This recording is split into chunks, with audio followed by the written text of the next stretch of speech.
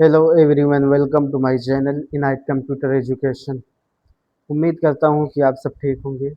आज हम सीखेंगे कि एमएस वर्ड में ऑर्गेनाइजेशन चार्ट किस तरह से बनाते हैं।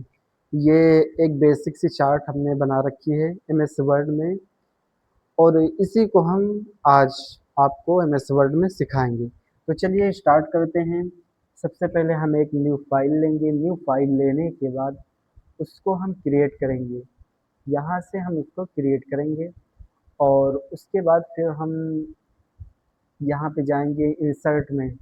इंसर्ट पे जाने के बाद फिर हम स्मार्ट आर्ट में जाएंगे और इस पे हम जाएंगे, हाईलाइट पे जाएंगे और फिर ये कोई एक चार्ट ले लेंगे हम। इसको हम ले लेते हैं, ये जोड़ने के लिए ये बेस्ट है। इसको हम ले लेते हैं और उसके बाद ओके कर देंगे। अब मान लीजिए हम यहाँ पे लिखते हैं, थोड़ा पैटर्न चेंज कर दें या यही रहने दें। चलिए चलिए ये कर लेते हैं। अब हम यहाँ पे लिखते हैं सब्जेक्ट। सब्जेक्ट अभी हम जब लिख देंगे तो आपको बराबर समझ में आएगा। यहाँ पे हम लिख दिए सब्जेक्ट। अब हमें सब्जेक्ट में बहुत सारी चीज़ों को जोड़ना है, बहुत सारी किताबों को, और हर वो काम आप कर सकते हैं जिसमें चीज़ों को जोड़ा जाता है। जैसे टीचर हैं, एक टीचर प्रिंसिपल है। अब उसमें और बाकी 10-15 टीचर को जोड़ना है, तो सब्जेक्ट के जगह पे प्रिंसिपल को रखेंगे, बाकी सबको इससे उनका जो लेवल है उसी हिसाब से जोड़ते चले आएंगे। या फिर कंपनी में कोई चीज़ है, उसको भी ऐसे जोड़ते चले आएंगे। मान लीजिए सब्जेक्ट है, सब्जेक्ट में 5 कैटेगरी है और ये दूसरी है। उन 5 कैटेगरी में से ये दूसरी कैटेगरी है और इसकी भी 5 है, तो इसकी अलग से जोड़ेंगे। बस ऐसे ही जोड़ना रहता है इसमें। तो अभी हम जोड़ेंगे तो आपको बहुत अच्छे से प्रॉपर समझ में आ जाएगा। अब देख लीजिए यहाँ पे सब्जेक्ट है, तो हम इन दोनों को हटा देते हैं। यहाँ नीचे जो है इनको हटा देते हैं, इनको हम सेलेक्ट करेंगे। तो सेलेक्ट करने के बाद डिलीट दबा देते हैं और फिर इसको भी डिलीट बटन से डिलीट कर देते हैं। और इनको भी हम वैसे कर देते हैं, क्योंकि बताएंगे तभी आपको समझ में आएगा। अब सब्जेक्ट हो गया। अब हम यहाँ पे लिखेंगे इंग्लिश। ENGLISH English. यहाँ पे हिंदी लिखेंगे, HIND हिंदी। यहाँ पे हिंदी लिख दिए। और फिर हमें इसी में और जोड़ना है, यानी सब्जेक्ट में हमें इंग्लिश हिंदी के अलावा और भी जोड़ना है। तो उसका जो मेन रहेगा, यानी ये मेन सब्जेक्ट जो है ये मेन है, ये वाली ये बॉक्स जो है मेन है। तो इसको हम सेलेक्ट करेंगे। सेलेक्ट करने के बाद ऐड शेप पे जाएंगे। ये डिज़ाइन में ऐड शेप है, इस पे जाएंगे और ऐड शेप ब्लू पे क्लिक करेंगे। ऐड शेप ब्लू पे क्लिक करेंगे। अब ये हमारा आ गया। सपोज डेट हमें और जोड़ना है, तो उसके लिए हम सब्जेक्ट पे जाएंगे। तो सब्जेक्ट पे जाने के बाद फिर से वही काम हम करेंगे, एड शेप बिली। अब ये हमें दो बॉक्स मिल गया। अब हम इसमें लिखेंगे कंप्यूटर। कंप्यूटर और फिर उसके बाद लिखेंगे साइंस। अब हमें एक और जोड़ना है, तो फिर हम इसे जोड़ेंगे। यहाँ पे हम सेलेक्ट करेंगे। ये मैं बार बार इसलिए बता रहा हूँ कि ताकि आप अच्छे से समझ जाएं। और यहाँ पे हम लिखेंगे उर्दू। अब ये मेन हो गया। और कितने कैटेगरी है उसकी? 5 कैटेगरी है। अब मान लो हमें उर्दू की कैटेगरी बनानी है, तो उर्दू को हम सेलेक्ट करेंगे और फिर हम जाएंगे ऐड शेप ब्लू। अब ये हमारा हो गया। अब मान लो हमें इसके नीचे और रखना है, तो इससे अगर हम उर्दू पे सेलेक्ट करेंगे तो ऐड शेप ब्लू पे क्लिक करना रहेगा।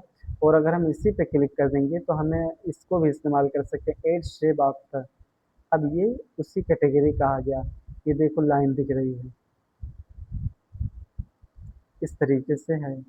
चलो इसको कर दे। अब हम इसमें कुछ लिखेंगे। मान लो हम यहाँ पे लिखते हैं, अच्छा डिफ़ॉल्ट ही रहने दे भी, लिख लेंगे उसके बाद करेंगे। चलो यहाँ पे हम लिखेंगे अरबिक। अरबिक हो गया। उसके बाद हम लिखेंगे, अच्छा इसका साइज़ क्या होता है, इसको हम थोड़ा बड़ा कर लें देखें तो। चलो बड़ा हो गया है लेकिन दिखेगा नहीं अभी आप लोग को।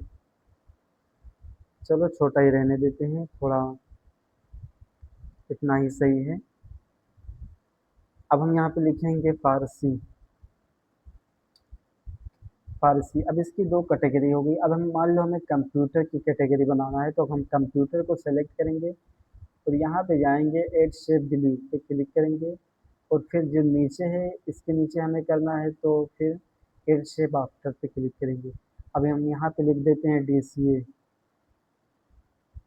DCA हो गया है। और यहाँ पे लिख देते हैं CCA। इस तरीके से हम कर सकते हैं। और यहाँ से हम पैटर्न चेंज भी कर सकते हैं इसका। यहाँ से इस तरीके से हम कर सकते हैं।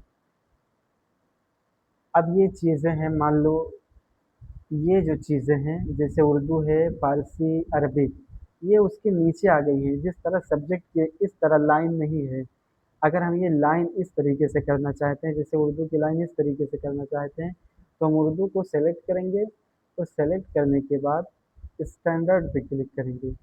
अब ये उसी तरह हो गया। इसी तरह हम कंप्यूटर पे क्लिक करेंगे और फिर से स्टैंडर्ड पे क्लिक करेंगे। ये देखिए इसी तरह हो गया। हम इसमें भी कुछ सेट कर देते हैं, जैसे है इंग्लिश, तो इंग्लिश में जाएंगे, ऐड शेप बिलो पे क्लिक करेंगे और यहाँ पे लिखेंगे हम ग्रामर। ग्रामर, और फिर हम लिखेंगे ऐड शेप आफ्टर पे क्लिक करके यहाँ पे लिखेंगे टेंस। टेंस की स्पेलिंग क्या है, टेंस हो गया। और उसके बाद हम चाहते हैं कि इसको भी स्टैंडर्ड में कर दे, तो इंग्लिश पे क्लिक करेंगे और फिर स्टैंडर्ड पे क्लिक करेंगे। तो इस तरीके से हमारा हो गया। तो इतना काम हमारा होता है। इस तरीके से हम जोड़ते जाएं, जुड़ता जाएगा, जितना चाहें हम जोड़ते जाएं। और यहाँ से हम पैटर्न भी चेंज कर सकते हैं, और चाहिए तो और भी पैटर्न ले सकते हैं आप। जिस तरीके का भी चाहिए यहाँ से ले सकते हैं। और कलर चेंज करना चाहें तो कलर भी चेंज कर सकते हैं। इस तरीके से कलर भी चेंज कर सकते हैं।